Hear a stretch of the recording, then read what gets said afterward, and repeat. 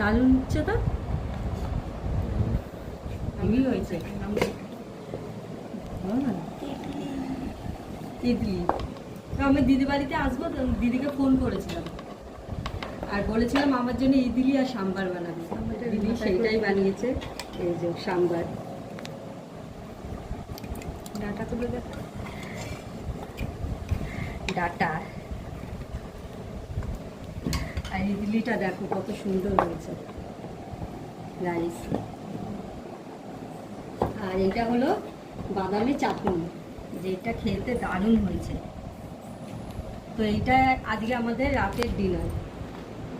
এখানে খানিকটা এখনো গোলা রয়েছে, করবে। আমার দিদি এইসব জিনিস কিন্তু খুব ভালো পারে, কেন ও 5-6 বছর দিল্লিতে ছিল, ওখান থেকে তুই সব শিখেছিস। সাউথ ইন্ডিয়ান যত ডিশ আছে সব পারে। চলো, গুড নাইট, আমরাও খেতে বসে যাই। রেডি।